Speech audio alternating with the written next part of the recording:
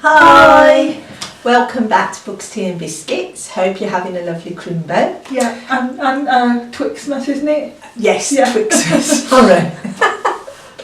So, today we've got 4 books each. So it might be a long video. Yeah.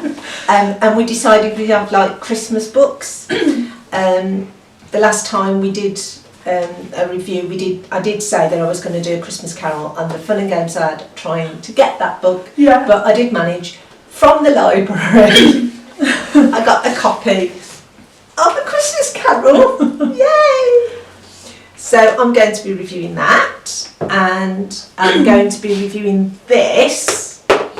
It's called Christmas at Fairacre, and it's by the author Miss Reed, but that's a non-diplomat, that's not her real name. And the Miss Reed books were my mum's favourite books. So as soon as I saw this in the library, I thought, I'm going to read that, because for me mum. And there's also Katie Fforde, A Christmas Feast and Other Stories. And finally, Carole Matthews with Love at Christmas. So I thought, you know, Christmas books, they're all going to be all happy and stuff like that, but also with some human interest in them. Yeah, the wholesome ones, wholesome stories. When I couldn't find A Christmas Carol, I found this, which is Charles Dickens' Christmas Stories, and I tried to read one of them, and it was the most boring 10 minutes of my life that I will never, ever get back. Did it feel like an hour, that 10 minutes? It felt like a week. It was, I couldn't get to grab, I thought I'd read the first story, which was a Christmas tree, and there was no story. The only conversation was one line when a little child said something about, you know, being excited because it's Christmas or something. And it was all about a Christmas tree, and there was no story. So I thought, forget this for a game of soldiers. So Kim kindly took me to Sutton Library, where I managed to get a Grimbo plan. Oh, yay! So, what are you doing? Right, so I've got 4 books as well. The one I read first is A Gift from Bob by James Bowen. But while I was reading this, when I was driving like to National Trust places and stuff, I'd also listened to another book. So the 2 I was like reading at the same time was this one and The Christmas Jigsaw Murders, I believe, by Alexandra Benedict. So they're the first 2 I'll be reviewing, and then the third book I read was Baby It's Cold Outside by Emily Bell. Can't wait to get into that one. And then the last one, which I finished a few days ago, was Dying for Christmas by Tammy, Cohen. And you can see these were from the works. I got them in the 3 for 6. The third one is at home because it wasn't quite a Christmas book. And if it was, I can't remember who it was. No, it was called Santa Killer. Oh, nice. And I'll read that next Christmas. But yeah, they're my 4 books. Do you want to go first? Yeah, I'll go first with the classic, A Christmas Carol. Now, I did read this like everybody has to read it in school. Yeah. So I had to read it in school. And I forgot how different it was. I mean, obviously we know that all the musicals are all whatever, but there's stuff that's in here that never appeared in the film, and there's stuff in the film that was never in here. It's not as long as I thought it would be. I couldn't remember. It's quite a short book. It's also well, the ghost of Christmas Past in the film, as we all know, is a woman. Well, it's not. It's a man. And what didn't make sense in the film was at the end when Scrooge says what day it is and the kiddie says it's Christmas Day, and he says, I haven't missed it, the ghosts have done it all in one night, which didn't make sense to me because he was told 3 ghosts will come to you tonight. But in the book, he's told 3 ghosts will come over 3 separate nights. And so, of course, at the end, when he says what day it is, Christmas Day, the ghosts have done it all in one night, makes sense. He is a bar humbug. He's not particularly a nice man. What happens in here, yes, he goes to his his nephews in as the Ghost of Christmas Present takes him here, there and everywhere.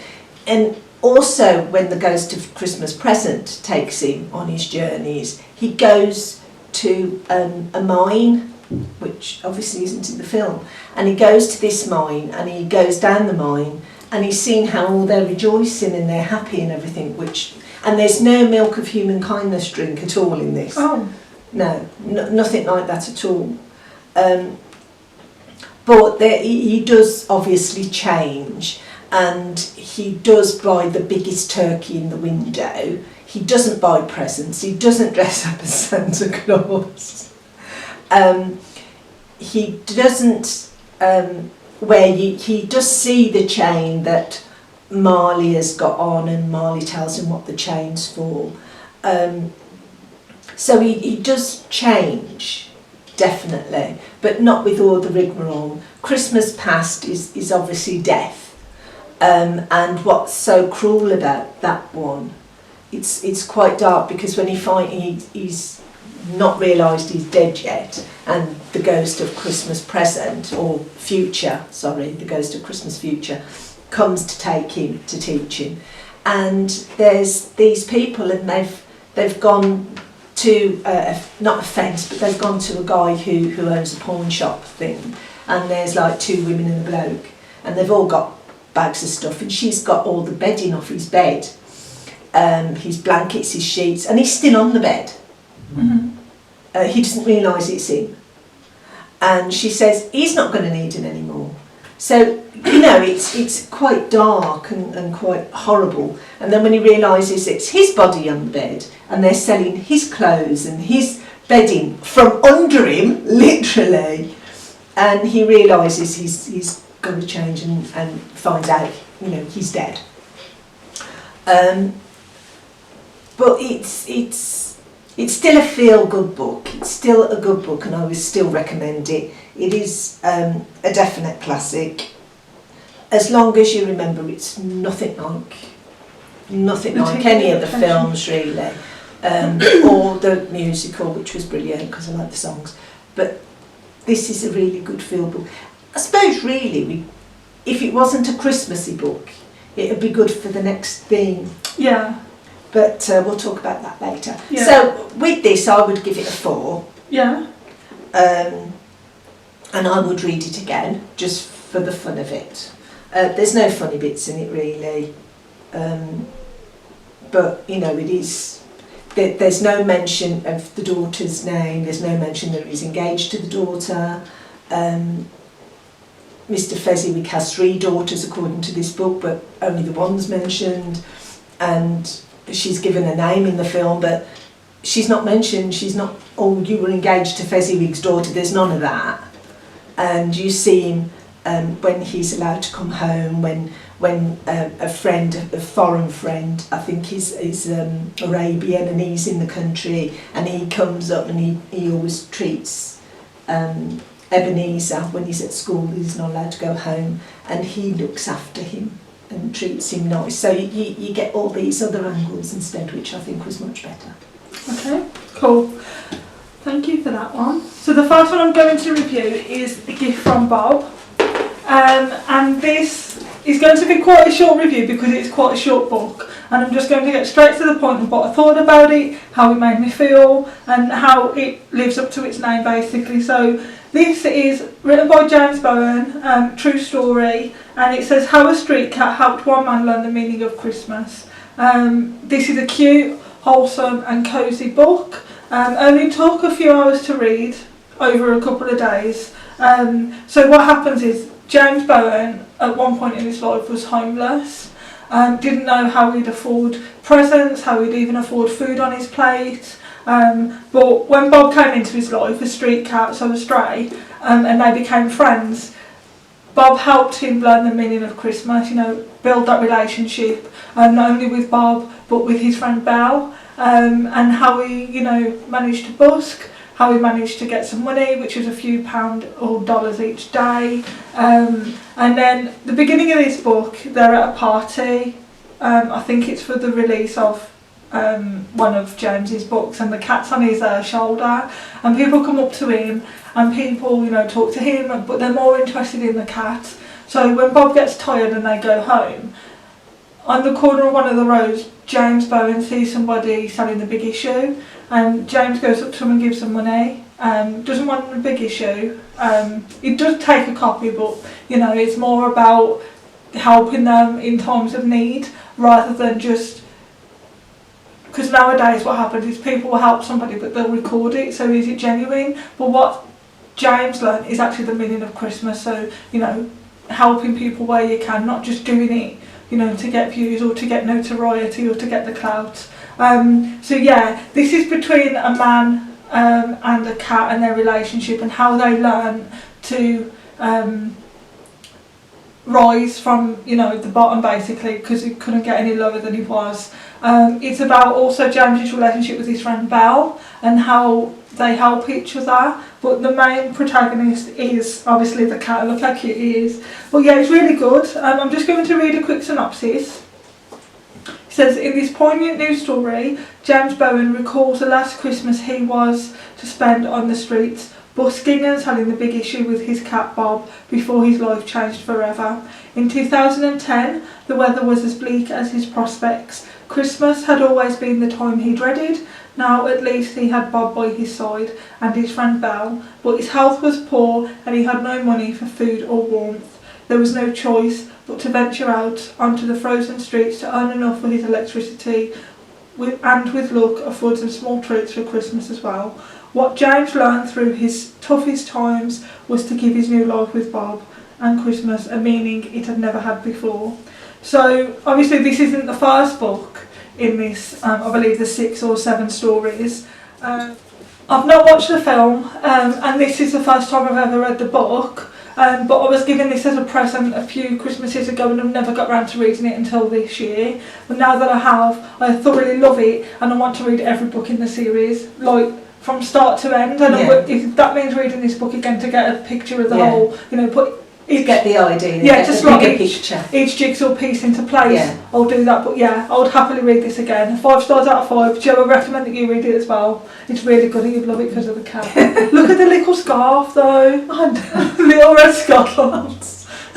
It's cute. And with this one I didn't have to worry about bending the spine because it's a little hardback. But yeah, I always read with the dust sleeve off. I know that's a weird quote, but I always take my dust sleeve off. You dust cover, just red and gold book. So it doesn't go all rippy. Yeah, I will give a more detailed review, but I just want it to be spoiler free so I don't spoil anything. But when we do the written review, I'll send Joe what I want to write about this on Facebook. Right. Okay, my next book is Katie Fforde, A Christmas Feast and Other Stories. They're sort of quite short. There's a couple of stories that have got... Did you read them all? Yeah, there's not that many, to be honest. There's a couple of stories where they've got, you know, reasonable amount, and there's some short stories, but it's all to do with romance. Every last one is to do with romance. The one story is this girl with her family. She's single, she's, you know, hasn't got a boyfriend, she's a klutz and all that. And she's in the supermarket getting all the stuff because they sort of all put on her because they're married, they've got kids or they're engaged or whatever. And so she goes to the supermarket and she's getting all the stuff for Christmas because it's always her that does all the cooking and everything, and accidentally bangs into this bloke. And it is a real accident. She's not paying attention with the trolley. The trolley's got a wonky leg and, you know. She apologises to him, she looks at him and you can see she's sort of thinking, wow. Glad I bumped into him. Yeah. So they get chatting because it's Christmas and all that, and she does something that she's never done in her life and she invites him for Christmas. Oh, that's strange. So, I mean, by this time he said what his name is, she said what her name is, she's giving him an address. Why don't you come for Christmas? She doesn't know came from Adam. You know. And so on Christmas morning, she's got her nieces, nephews, sisters and everything, and there's all stuff going on, and she's setting everything up, the cooking and everything, and the door goes, because she really didn't think he was going to come, and he does. Oh. And she invites him in, of course the family are there, what's going on, and she says, oh, this is, and I can't remember the guy's name, but she introduces him, and they sort of look at him and she says, oh, I met him yesterday. And invited him for Christmas. But it's obvious that as the story goes on, they're going to be an item. Yeah. And it sort of ends on the, you know. But every story in this is where somebody's met somebody. You've got a young girl and she's got to interview this very argumentative, moody, miserable Scottish author. And she's been told to interview him. Now, when she goes to his place, she never bothered to check the weather on this other one. And, he's a chef and he's done cookery books and everything. And he lives in like a big place. And she knocks on the door and he's not happy because it means that she can't go home because they're snowed in. He's not happy with her because obviously she shouldn't have come, she should have paid more attention to what the weather was, but she decided instead of phoning him up and doing a phone interview, she wanted to look good for her boss, you know, and go and meet him face to face and ask the probing questions. And they get snowed in. And while they're snowed in, she decides to do some cooking. And he realises she's quite a good cook. So, you know, he's a bit miffed with her and he's not very friendly. And then he's got this very pregnant dog. Yeah. And the dog starts whelping and the vet can't get there. So she's no nonsense. She comes from farm stock, you know, herself. She was the daughter of a farmer and all that. So she thought, well, helping a cow give birth, very much like a dog, you know. So she gets all the necessary and she starts to deliver the puppies. And he realises what a great person she really is. And obviously they fall in love. That was a short story, but they're all like that. Yeah. I do recommend people read them. If you're feeling down, some of them will make you laugh because of the ridiculous situations. Me and the guy the day before Christmas. Yeah. She thought she'd do something different this year, so she did. There's quite a few. There's one where this girl has gone, for her Christmas present, she was bought a cookery class. So she has to go to France. And she's determined to be the best, so she really focuses. Yet the chef, all the women fancy this chef, French guy, and he never pays attention to her, he never gives her any credit, he never says, oh, you know. And she asks him about it, she's a bit peed off, because he's going up to other people and, you know. And so she asks him, and he says, you don't like food, you don't taste food. She says, I do like food, I can cook. He says, but you don't taste food. So he takes a load of stuff, and he cooks for her and he says, now taste it, you know, you don't know food. And she suddenly realises, yum, in more ways than one. And of course obviously they end up getting together, but they're lovely little stories. They're good if you're feeling down or just feeling fed up or something, so you know, I would recommend them. So I'd give this 4.5 because it is fun and they're just little stories and it's obvious what the end result's going to be. That's the only reason I don't give it 5. So the next one I'm going to review is the e-book that I listened to called what's it? A Christmas Jigsaw Murder, I think, by Alexandra Benedict. Yeah, I'll put the cover here. And what this is about, it's so weird but it's so good. I was gripped at times and sometimes I was just like, to the protagonist, shut up. So it's about the female protagonist, Edie O'Sullivan. She's an 80-year-old woman. She's really good at puzzles. She used to be a teacher. one day she gets these puzzles sent through her letterbox, and they're like making up a picture, but she's only got 2 or 3 of the pieces, but it's from the killer, and it says something along the lines of like, you're really good at puzzles, let's see if you can solve this before Christmas. And the clues lead back to her son, who is a police sergeant, but it's not actually her son, it's her like adopted son, her great grandson. Her son and his wife, her actual son and his wife, were killed in a car accident, who were Sean's mum.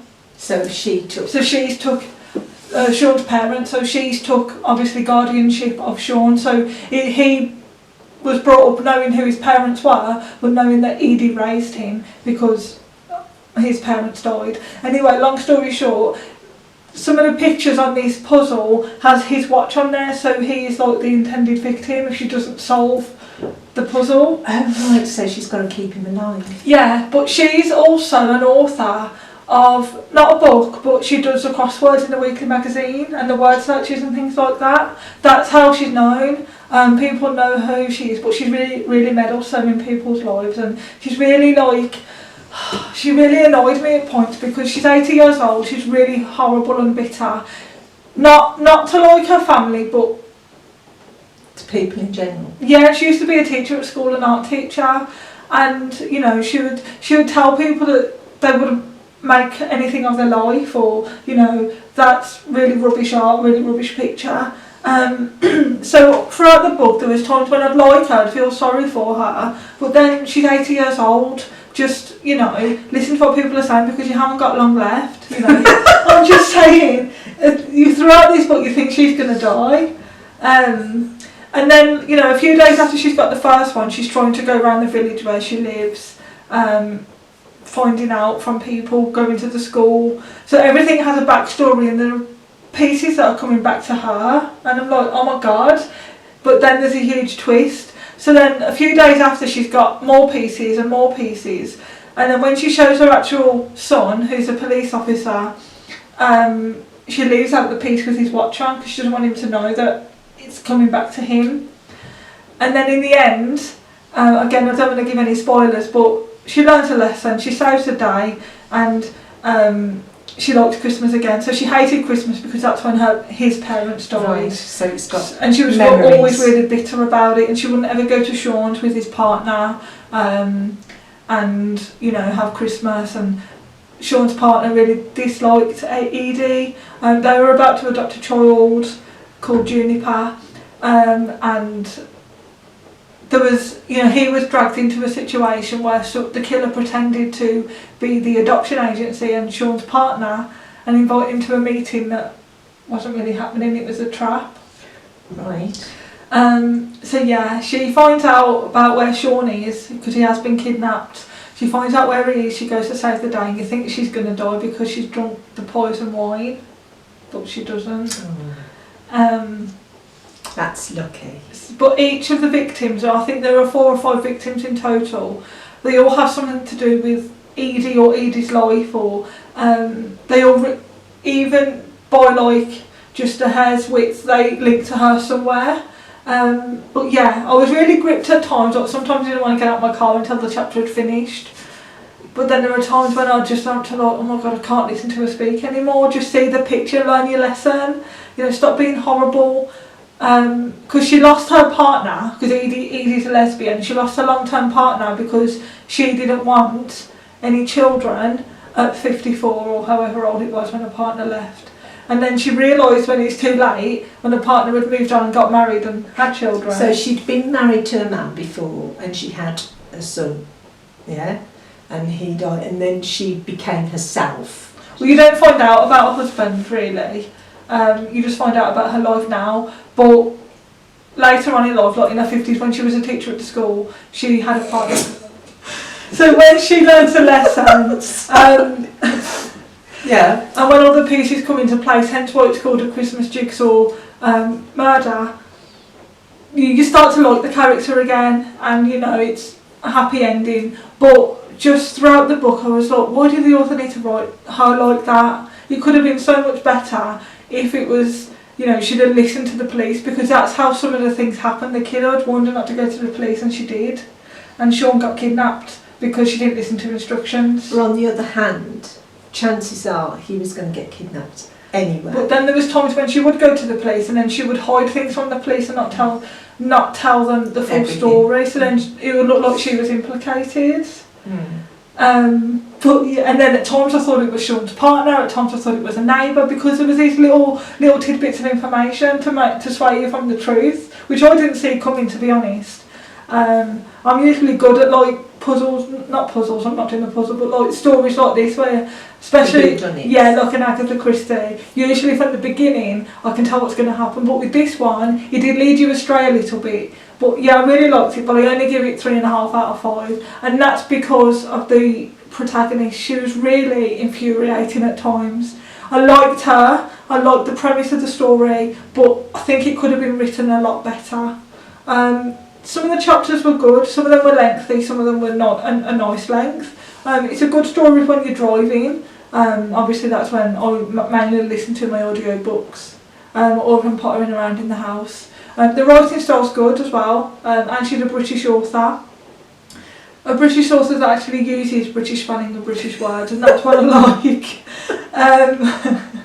So yeah, giving 3.5 out of 5 would have been better if the protagonist would have been written a bit better, I think. A bit more sympathetic. Yeah. Yeah. Right. Okay, my next one is Carole Matthews with Love at Christmas. Now, this is about a family, and they always get together at Christmas, and she goes overboard. She loves Christmas. Her and her husband sort of puts up with it. They've been married a long time, they've had their problems, and she'll say to him, you need to go up into the attic or wherever, in the loft or whatever, and get the Christmas stuff down. And she goes mental. She does. She goes mad with all the Christmas trees. Oh yeah, everywhere. Every pigging room is Christmas, Christmas tree, massive Christmas tree. She goes and does the shopping early, and she'll still get more shopping, and she knows he's going to go mad at her because she spent so much money on shopping and presents, and everybody's going to come to their house because they've got a pretty big house. Thing is, there's been a bit of a change this year. Her daughter is heavily pregnant. Okay. And her daughter, being a bit of a child and a bit spoilt really, has left her partner. Her chap loves her to bits, and she's treated him abominably, and she's come home. Oh. So mum and dad are not really happy, because they were hoping that this would be a time in their lives, because she's not very old and neither's he. They're both working. He's got his own business and she works at an office, and she's quite, the PA to the manager in that, and it's a publisher's. And so she gets good money. Her husband, when people pay him, get good money. And the daughter's back, and she's having to run around after her daughter. Her daughter has already got a child, a little boy. Okay. Her son, their son, has never left home. He went to uni, decided, nah, don't like this, and came home. So instead of getting rid of their children at a certain age, they've come back. They haven't left the nest. They've not left. Then her mom, who's the most miserable person you could come across, always picking on her, only likes the son, always moaning, is now with them for Christmas. She's living with them because she's got Alzheimer's. The dad finally came out and has got a lovely partner. The partner's much younger than him, but her dad, she loves her dad to bits, very close to her dad. The kids are close to him as well, and they love the partner because he's a great laugh. He's a good bloke. He's much younger than than her dad. So they're all there together for Christmas. Okay. They're looking forward to it when Christmas comes. And she's gone out shopping, she's still got to go to work, she's got to deal with the Christmas party, organise it for work. Her boss is having marital problems. He's jealous of her marriage because her and her husband seem to be a balance. But she says to him, we've had our ups and downs. I nearly left him a few years ago. An old love from her past came back and tried to, but she realised she wanted her husband.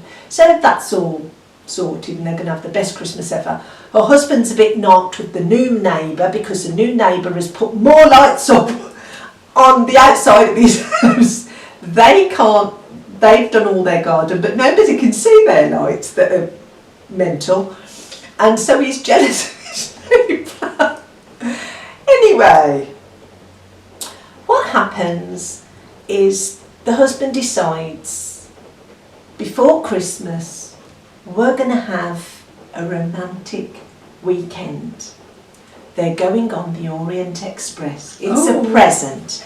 He's decided because she's put up with a lot. His business isn't always doing well. He's got a lovely chappie from Poland who works with him. And he's so good, but they're having trouble getting the money from the people that they owe. And he goes to this one, he lays floors and carpets and stuff like that. And he goes to this one job and it's a young girl. She's got to be about 20, 24, something like that. And she's got a little girl herself and they're in a terrible condition because the landlord doesn't care. There's damp and everything. Can he feel sorry for this young girl? So he gives her some money because she's got no food in the house. Mm-hmm. And he manages to sort something out and he says, I'll get on to the landlord and say he's got to do this or else. But he doesn't tell his wife about this. For some reason he just doesn't tell his wife. His wife is looking forward to their romantic weekend.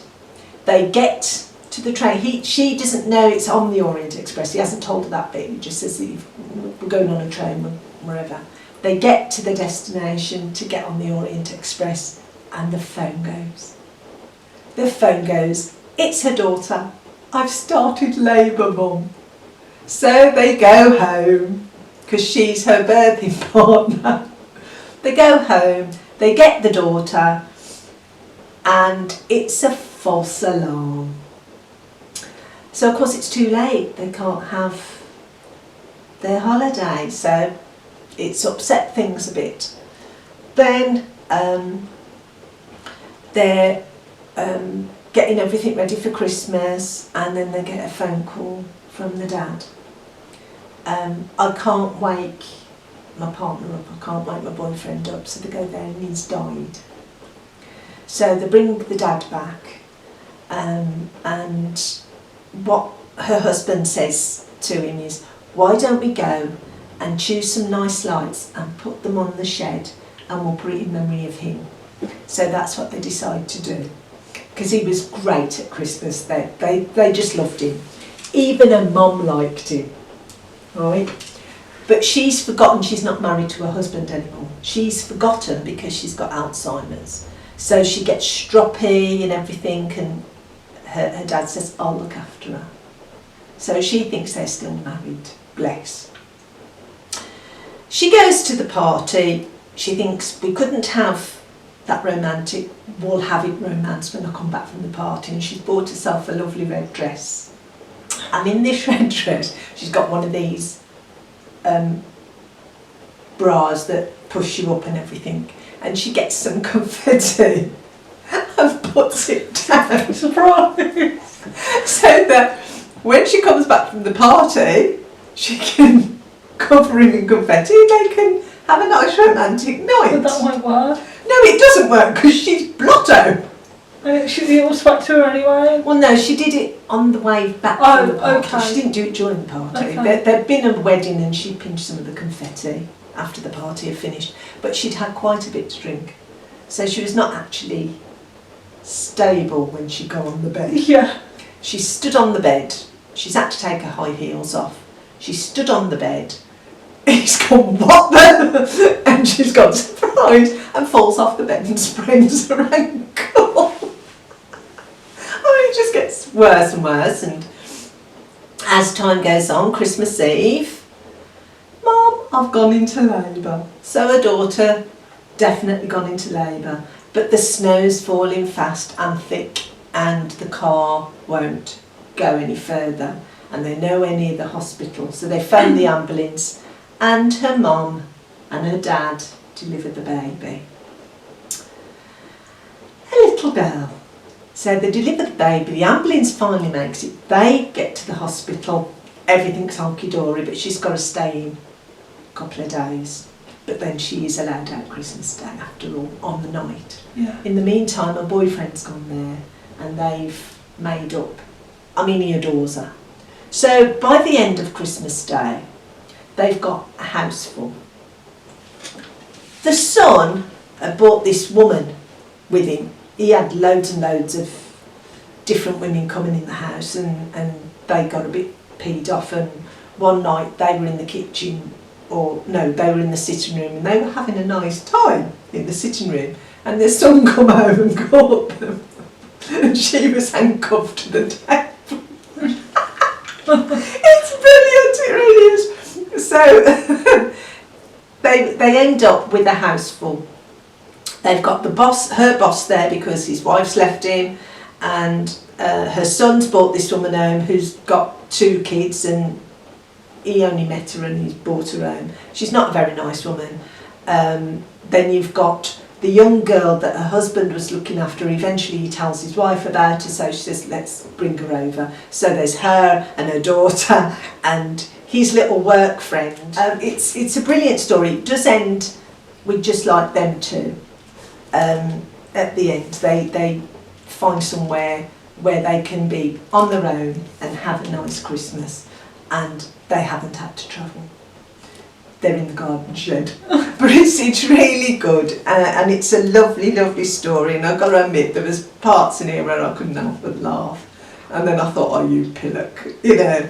I do give this 5 out of 5. Good. Definitely. Cool. Definitely. It is really good. I do recommend people read this. It's I will read the synopsis because Juliet Joyce adores Christmas. She loves the presents, the tree, the turkey, the tinsel, just everything. Already the festive spirit is upon her, which is just as well as this Christmas things are starting to get a little out of hand. Her son Tom is out of work and bringing home a slew of unsuitable partners. Pregnant daughter Chloe and her little boy have moved back in. Juliet's father Frank is getting over a heartbreak of his own, and Rita, her eccentric mother, is behaving more erratically each day, and has the chaos got too much for Juliet's husband Rick. With the big day fast approaching, Juliet hopes that she can stop everything spiralling out of control, because the only thing she wants is her family all around her and her home to be filled with love at Christmas. And it's brilliant, it is good, and I do recommend it. This is definitely, I think this is a book for any time, even though it's a Christmas story. It's a fun book. Cool, that's good. My next one is going to be Baby It's Cold Outside by Emma Bell. Now, this is a love story. The protagonist is called Norah Jones, who wants to be a singer, but she stops being a singer because of Norah Jones. The actual Norah Jones, yeah. So she becomes a music teacher instead in a school. And what happens is, 10 years ago, so a decade ago, she met this man in Rome. No, not Rome, Verona in Italy. She was on her way to Rome, but they got on the wrong train. He didn't stop off at Bologna where it's meant to stop, and they went straight to Verona. Right. Met this guy, Anthony, Andrew, his name is Andrew Power, that's it. And the agreement is that she stays in Italy an extra week and her friends go home with this guy who she's literally just met in Verona. He's a musician, a violinist, with this orchestra, like he does music on concerts and things, like opera, but it's kind of not opera. He's a musician, songwriter, violinist, and the agreement is during the holiday that if they're still single in 10 years, they'll meet outside Beauties on Grafton Street in Dublin at 6 p.m. So, how many years? 10 years later. 10 years later. Decade, yeah. So it's like a week before Christmas. She is on her way to her friend Joe's after her mum cancels Christmas with her. So she was meant to be spending, that's how it starts, she was meant to be spending Christmas with her mum, but her mum cancels plans to go on this like holistic retreat for this author that her mum likes. So she's upset about that. So she goes to a friend who's a male friend called Joe, and she's known Joe since she was a teenager. And she tells Joe about this pact that Nora and Andrew had made in Verona. And she goes, I might go to Dublin just to see if he turns up. But Jo accompanies her on the trip because she doesn't want to go on her own. And throughout the trip, you know, they go on all these adventures, and he starts to fall for her. But he said that he's liked her for a long time. He just hasn't had the courage to tell her. But she's like a little bit whiny, and she's got her heart obsessed with this guy, Andrew Powers, and she can't see what's in front of her face. And she just goes on and on about how she's like a singer, but she doesn't become a singer, doesn't want to become a singer because of Norah Jones, and she's called Norah Jones. And she could always change her name. That's what people have recommended, but she goes no. Okay. And then I just find her really whiny. Like, she moans a lot about singlehood. We'll do something about it then and stop having such high expectations. Anyway, she goes to Beauty's on Grafton Street in Dublin at 6 p.m. after her and Andrew kissed when they got drunk. So they get snowed in basically in this hotel. You mean her and Jo kissed once they got drunk? Yeah, so they go to this hotel because they went on a walking adventure, and they got snowed in because a storm came. So they went to this hotel and they got snowed in, couldn't leave, but it was a wedding party and the singer wasn't able to get there. She had to go back to Bath. So Jo mentions obviously when they're looking for a room, a last minute room, Jo mentions to the receptionist and the barmaid that, you know, Nora's a singer, and agreement is that she'll sing for the wedding.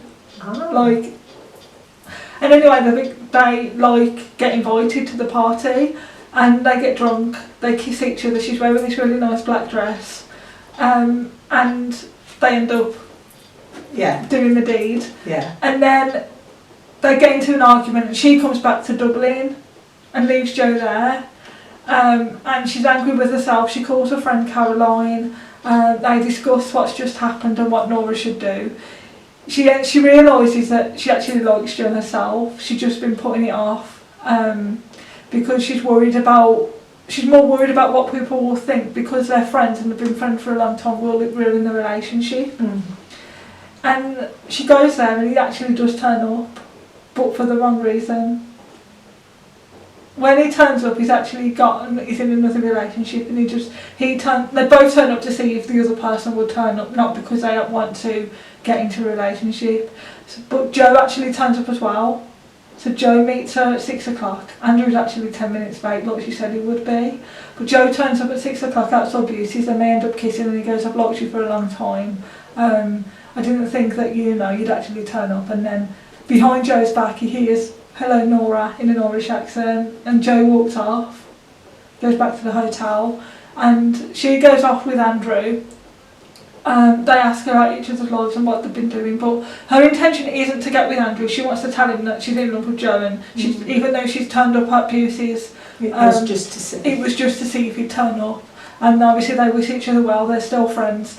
But the reason that this has happened is because even though they swap phone numbers and email addresses, they've got the wrong email address for each other. So one person says, I last responded to you and I didn't get an answer. And she goes, no, I last responded to you and I didn't get an answer. So there's been miscommunication somewhere. And you know, neither of them are on Facebook because Norah Jones, you know, she's going to get a lot of fan mail, even though she's not Norah Jones. And then he just doesn't really like social media. He has this little notebook that if he goes into the notebook, it's serious. Yeah. So, you know, that happens, and then it's just a happy ending again. I really liked it. It's a cute, wholesome story, but I kind of knew what was going to happen from the time she asked him to go to Dublin with her. It's obvious what's going to happen. And I really hope Jo's the one that meets her. I really hope that Jo's the one that meets her. But Jo's a really nice person. She makes him out to be like a womaniser because he's never got a girlfriend recently. He has had them previously, but they haven't lasted a long time, and he's like a serial dater type thing. But the way she says it, the way it's portrayed, makes him sound like a womaniser, like he can't keep a relationship, but it's because he's infatuated with her. Yeah. And he liked her since he was a teenager when she first sung All I Want for Christmas Is You by Mariah Carey in Finnegan's Bar. And she shouldn't have been there because she told her parents she was going to a friend's house, but they snuck off to Finnegan's. And Jo was there. And that's how they met, and he's liked her since then, but because of the situation and Nora's dad came to pick them up, he didn't manage to tell her, but he liked her since he was a teenager. Oh, yes. And then this came, obviously, into fruition 10 years later. So yeah. Yeah, that's good. It is really good. But Jo,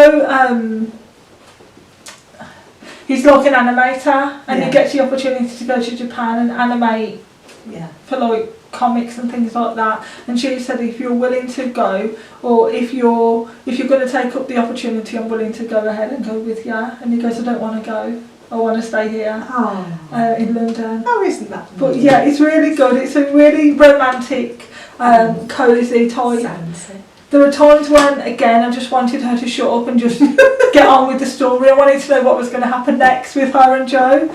Were they going to have another argument? Were they going to become an item, get together? Yeah.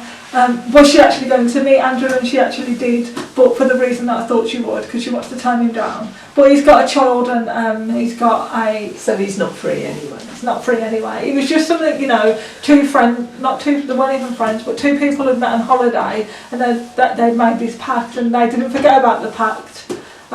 Really, it hadn't crossed her mind for a while until Christmas came, 2019. But yeah, I really liked it. It's a good one. Yeah. So I'd give it...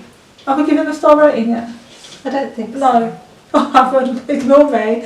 Okay. 4 out of 5 I'll give it. Right. Really good. I liked it. Except she's a whiny. Yeah. And you don't like whinies. No. I'm just going to read the synopsis. So, if you come to Dublin in 10 years' time, I'll be there to meet you, was his line to her. But the synopsis says, as Nora battles through the bustling December crowds in London, she hears the notes of a song that transports her back to the most romantic week of her life. And that song is River by Joni Mitchell. Have you ever heard that song? Yes. Yeah. After meeting on a blissful holiday but knowing they had to part, a boy named Andrew made her a promise. If they are both single on Christmas Eve in 10 years' time, they will meet under the clock on Grafton Street in Dublin. Nora has no idea if he will remember, but she has nothing to lose. So, hoping for a Christmas miracle, that's where she decides to go to Dublin, to that clock, and maybe to Andrew. But it wouldn't be Christmas without a few surprises.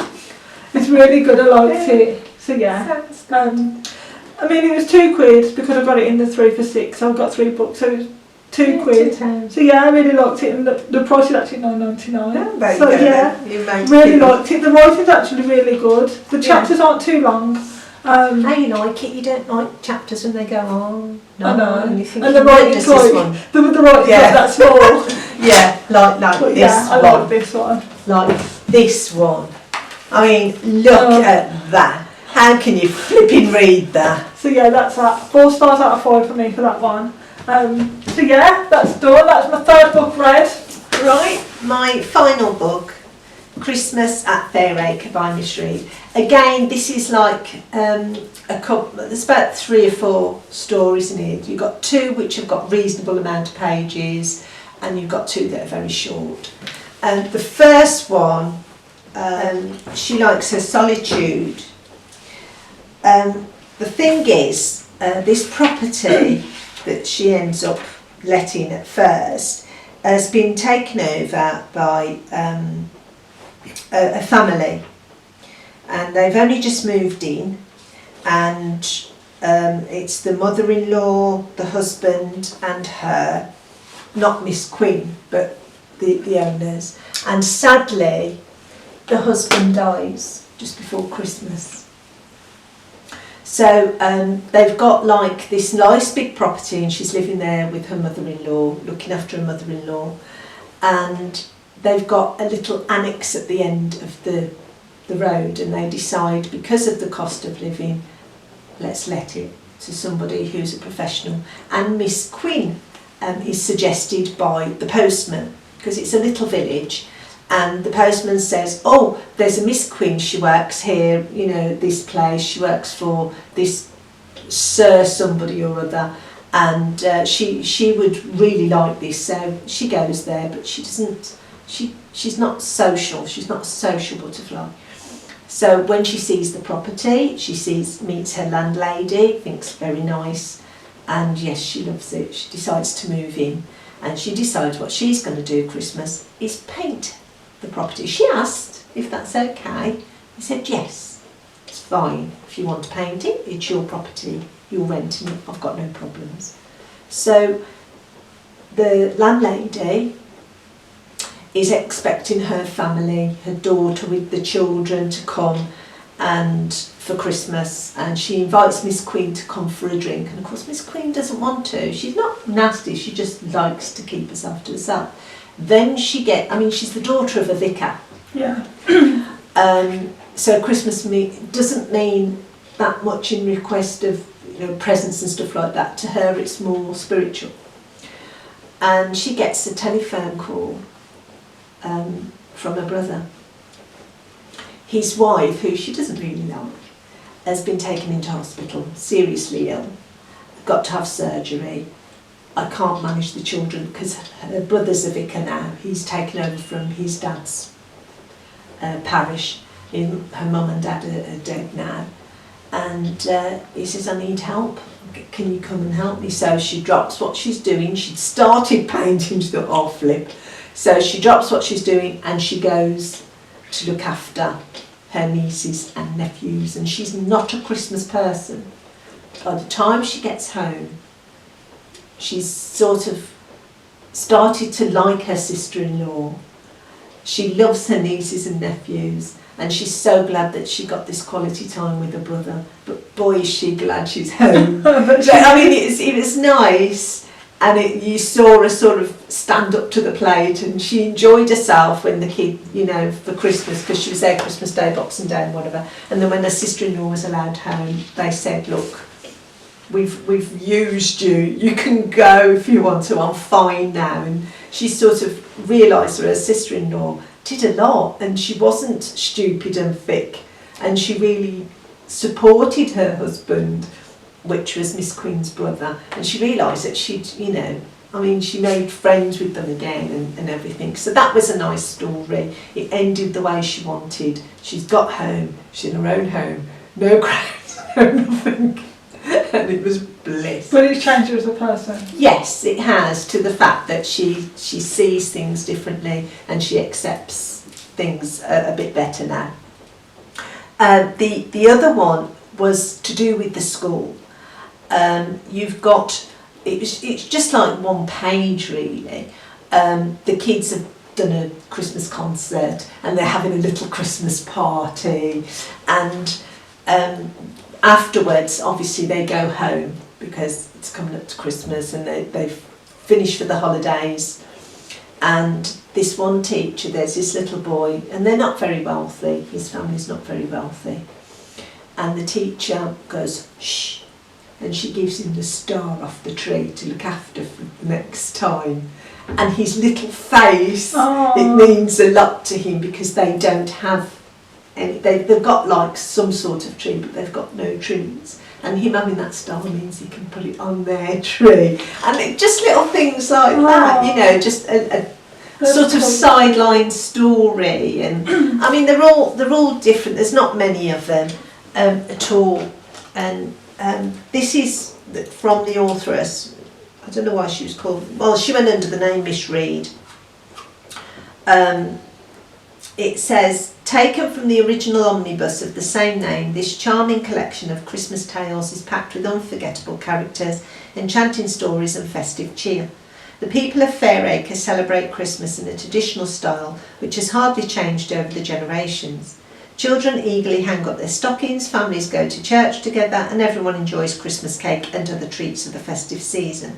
From an unexpected visitor on Christmas Eve in the Christmas Mouse to an unwanted change of plan in No Holly for Miss Quinn, Miss Reed recounts some of the most memorable Christmas events where often, despite the most careful planning, things do not always go as expected. Now, the Christmas mouse one was my favourite story. You've got a young woman who lost her husband. He drowned, I believe, if I remember rightly. And she lives with her mother-in-law and her daughter. They haven't got much. She got some pension when her husband passed away, and it was horrible. And she never looks at Christmas the same. She does try and make it something because of her daughter only being young, and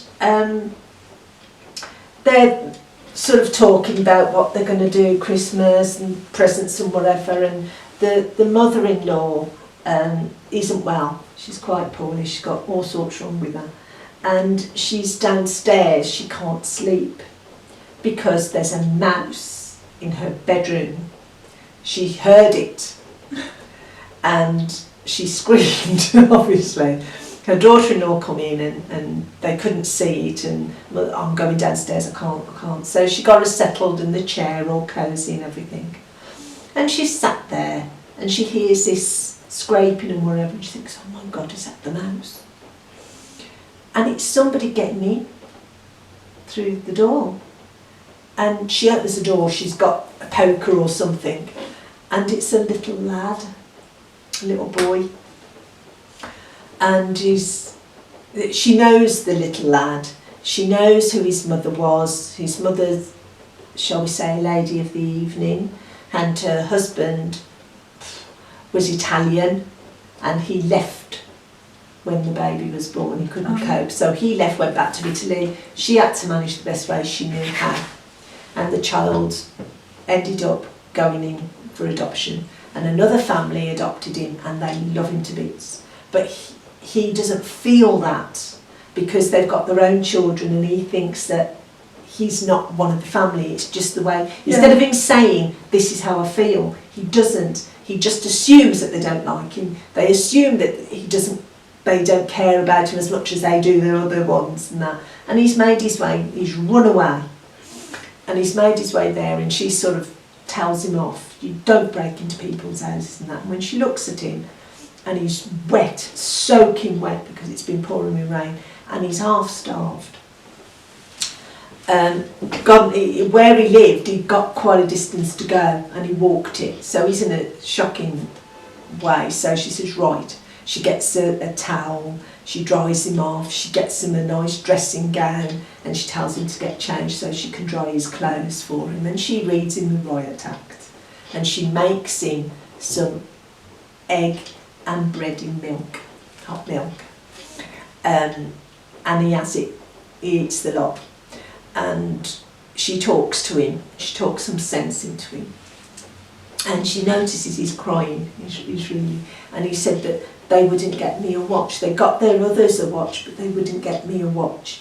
And she says, well, watches cost a lot of money, and it's Christmas, and they need to have presents for everybody. So if they said wait till your birthday next year, then you should wait for your birthday. No, they're not going to get it. And this is why he ran away, because he doesn't feel loved. And she explains things to him, he starts to see things from a different point of view, from her point of view. So she says, can you get back into the house so you don't disturb them, so they won't know? And he went, yes. So she makes sure he's warm and he's dry, and he's got dry shoes and socks on again, and she sees him off and she watches him go. And she thinks, I can go to bed now. I've dealt with that little mouse. The other mouse, I'm not going to put them in. But then she sees it. She sees his mouth, and it's gone behind the curtain in her bedroom.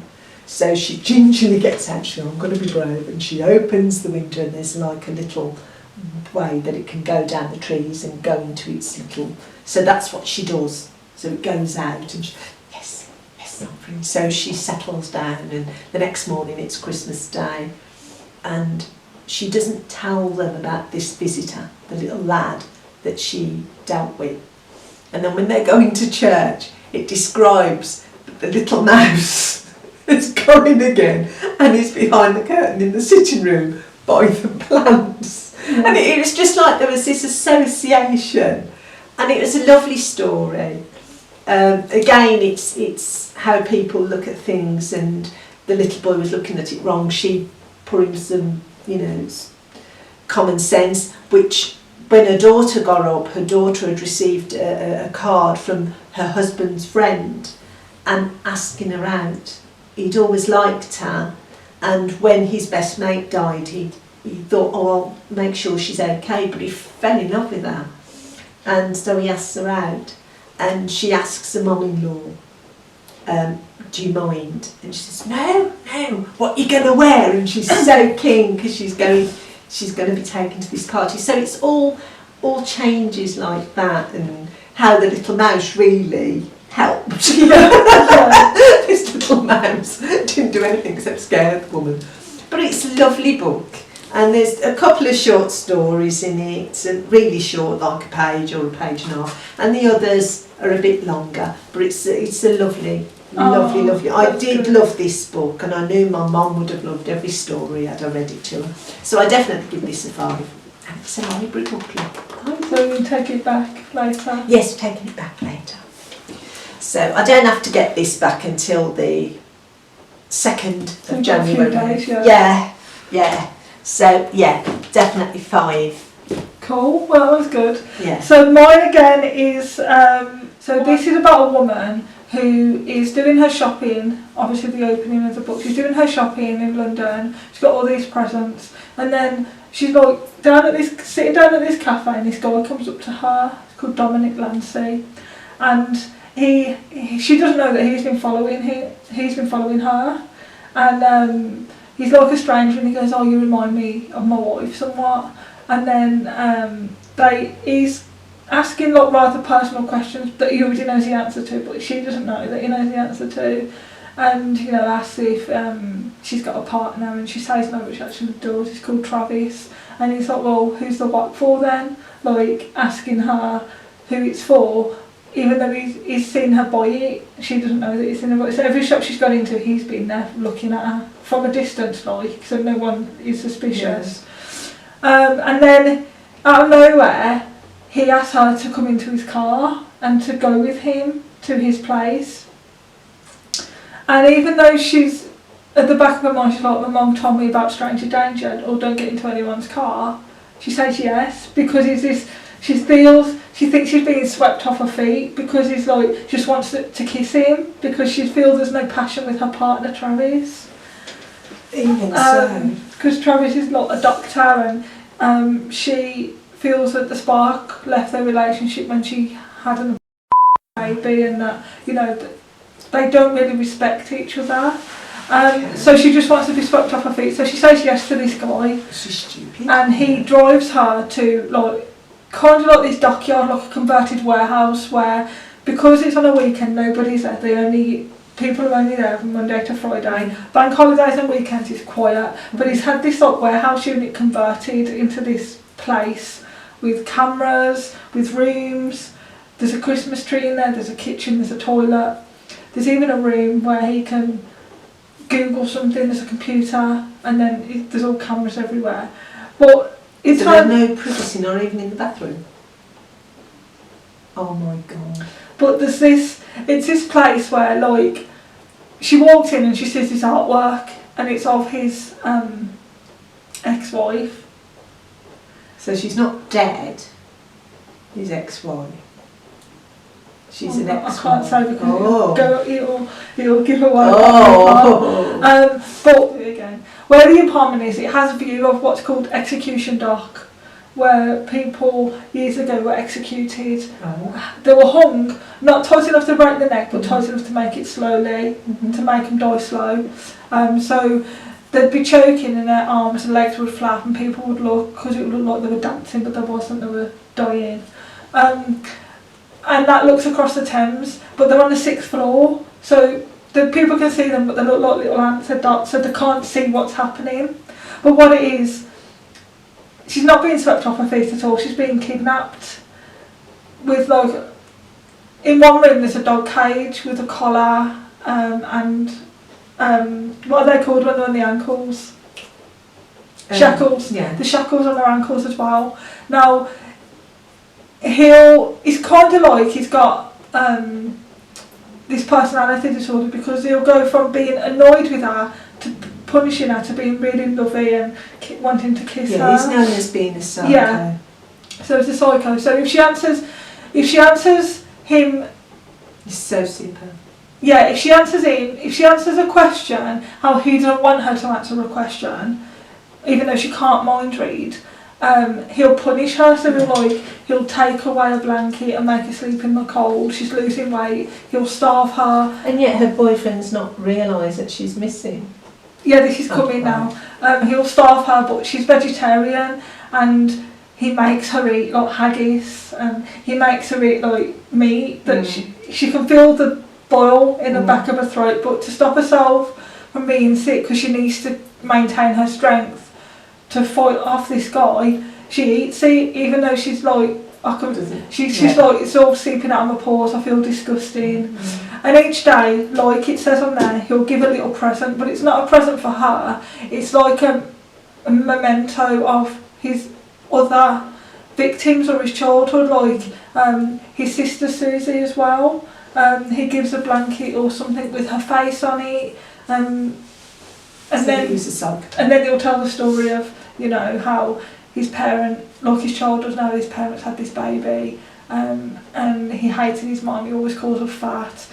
He loved the baby, then he was jealous of the baby, but around other people it would look like he loved her, but then when they were on their own, he'd put her down, he'd make her cry. And they went on holiday once, and the red flags were out, which means they couldn't swim. And he made his little sister swim to the inflatable park that was out quite a distance. The waves were coming on, and she kept going, I'm so cold, but Jessica could kind of hear. It was like the voices in her head. And then he tells a story about how his sister died, and, you know, some of his other victims that he had, and how he was infatuated with one teacher who was helping him in school, helping him write this story, this boy who had magic powers, and he won a prize for it. So one of the prizes was the Charles Dickens book that he won. And then her family, so there's two POVs within the book. There's her POV, and then there's a POV of the police officer who's called Kim. And the police officer, she's in that kind of relationship where her husband's making her choose between her job and her family, and he gives her an ultimatum. And then he kind of makes a decision for her, packs her suitcase, and she has to go and stay at her friend's. But her POV is quite irrelevant to the story. Like, it doesn't do anything, it doesn't add anything, it doesn't take away anything. All it is her investigating the case. So her family have reported her missing, because it's now obviously, like, in chapter 3 or 4, chapter 5, they're on day 6. Or day 5, day 6, and as it goes on, the police find out more and more about Jessica's life, how she was a social misfit, how, you know, she was quite weird and extraordinary, so she wouldn't ever fit in to anything. She didn't have many friends, if any friends. Her partner didn't like her really, she didn't like her partner. The twists and turns in this book though, like the person who made all the connection and the person that Travis was seeing was connected to the guy that kidnapped her. She actually slept with the guy, and he made a fake Facebook profile where she was naked. Obviously, he's got cameras in this place, and how she actually gets rescued, and what happens at the end, and how she comes to, you know, to terms with it, but not just that, but how she gets all the millions, and how she's now living in a flat without Travis, and Travis goes off with this woman who's connected to the case, but he doesn't know she's connected to the case. Turns out that she's actually one of his victims that also escapes, but she's kind of still speaking to the guy. Yeah, it's really weird, but throughout from the POV of the police officer, when she was talking, and I know it's hard because nobody wants to be given the ultimatum, because don't forget she's a police officer, she's got a really important job. Yeah, she's going to be in work for ages, but when it was her chapter or her POV, it was really boring, because all she was doing was either investigating the case or crying. And I know that sounds bad, but I didn't want to know about that. I wanted to know about the premise of the story. So yeah, when Jessica's given these mementos or presents, as he calls them, even though they're not presents, they're not for her. Yeah. They're like little tidbits. So like, you'd be given this book, and it would be something I'd won because a prize that I'd done a poem in school, or something, a blanket with someone's face on, or a picture frame, or God knows what. Now the presents weren't numbered, so she was trying to figure which one she'd get, and he'd ask her which one she think it is today, and when she'd get it wrong, she'd be punished. He also put a tattoo on her hip, and it was really sore. She'd get infected. He'd make her shower, but he'd tease her because it wasn't warm water, it wasn't hot water, and it wasn't a full shower. It was a trickle of water, so she felt gross, and definite psychopath. Yeah, she felt gross and derogatory and violated, and it's really good, but it was a really twisted story, and I thought the only reason I read it is because it's called Dying for Christmas, and it's around Christmas time. It's a 12 days of Christmas, so she's been she's been kidnapped on Christmas Eve. Yeah. And obviously it's for the 12 days of Christmas, and she's got herself into this situation even though she knew she shouldn't have. Yeah. That would annoy me. It is, because she's saying, why have you done that, you stupid woman? But there's secrets to her life as well that she doesn't want people to know. And throughout the investigation they come out. Yeah. So a lot about her at work, her work colleagues, why she doesn't socially interact with people. So when she does get invited to places, she'll stay at work late and say she can't go or something's come up, or she'll come into work without the crowd. So she'll always keep herself away from people, and in school as well. People say, she's a bit weird. Everyone thinks she's weird. And for Christmas, once her mum brought her therapy sessions to see this one therapist because she wasn't how they wanted her to be. She wasn't what they expected. She's not living her life how they wanted her to. Yeah. And so it's kind of messed her up. So that's why she's the way she is. And it's a really weird story. I don't think I'd read it again. I'd give it probably a 3 out of 5. It wasn't one of my favourites to read. It's 50 chapters long. A book that big was 50 chapters. So the chapters are quite short. There was one, I think it was chapter 35 or something, quite a lot of pages, about 30 pages to the chapter. And I can read quite fast, so I can read a page a minute. So it took me half an hour to read the one chapter, and come on, you're going to end. And it was that one where that chapter could have ended a lot sooner, because she'd got to the point early on in the chapter, but the other one was just wordy detail. But yeah, I give it 3 stars out of 5, unfortunately, and that's just because with the police officer and with the family, I'm it's a bit unrealistic that would happen. There was no need. Yeah, there was no need for it. And obviously, you don't find out until the very last line of the last chapter what the police officer decides. So she goes 50 chapters, staying at a friend's house, not speaking to her husband, missing her kids, crying, snivelling. And then she makes her decision on the last line of the book. What happens to what's it escapes, presumably? Who escaped? Jessica. Yeah, she's rescued, yeah. She's rescued. So yeah, she's rescued, and then obviously during the investigation, the police officer, Kim, finds out secrets about her. And you find out why she's a little bit weird and why people buy her therapy sessions for Christmas. And then throughout Kim's point of view, you find out why she's crying all the time, that her husband's given this ultimatum. And then in the last chapter, we find out what her decision's going to be, but only the very last line of the chapter. Right. We don't actually find out what she's decided to do or say to her husband, but we find out that she picks up the phone and she goes to call him to give her his decision. Yeah, to give him her decision. So yeah, 3 stars out of 5 for me. I would read it again, but only if I had nothing else to read. Does that make sense? It wasn't the worst book I've ever read. It wasn't the best. But it wasn't too bad. It's just, it's a bit far-fetched. Yeah, and really weird.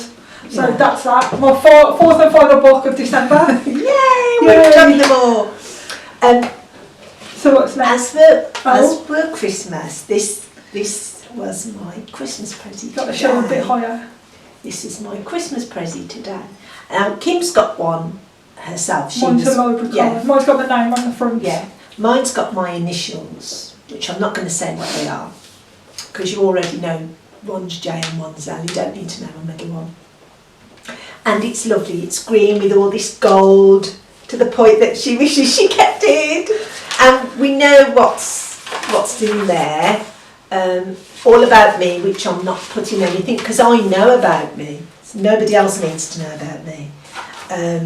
My wish list, book wish list. Books that you want to read this year, or books that you just want to read. Your book tracker. It's got some fantastic stuff in it. Also, when you've read a book, let's see. Yeah, go on here. When you've read a book, you can mark it out of 10 on here, and you obviously put basically what it's about. If there's any quotes that you particularly liked, if you would recommend it, and also how it made you feel, what you got from it, and I mean, there's just so many things you can write about the book that you've read or just read. And then you've got quotes are out of yeah, you've got great stories. Can start with a pencil mark, so you know, which is the same as what I've just looked at. And I think you've got 35 chances to write a review, and then after that you've got other things. Yeah, you've got a dress book, which is really good. I suppose you can put authors in there and publishing and bookshops and stuff. You've got books from Look as well. Whether you got them from the library and stuff. I mean, there's just loads of stuff in here. It's brilliant. Books to inspire you. So it gives you recommendations. Yes, I do. I love it. It's great. So, and that's what I'm going to be writing in this year. And I'll use mine. So when we do our next review, we both have them. We can go through them. Yes, definitely. Do you want to reveal what our theme will be for January? I'll let you do that. Our theme for January is, because it's New Year, is new starts. So it doesn't matter. New beginnings, changes. So it doesn't matter what the book's about. If during the story the end result is that protagonist has had to go through a change, or they've changed their life or done something, it's the theme for this month. So it's change, new starts, new beginnings, which is going to be really good, because we've got next week. Well, we've got to get the books really. We've got to know what. Decide on what we're reading. Yeah. So that's what we're going to be doing for January. So hope you all have a lovely day today, and a brilliant Boxing Day, and you have a fantastic New Year's Eve and New Year's Day, and we'll see you next year. Bye. Happy New Year.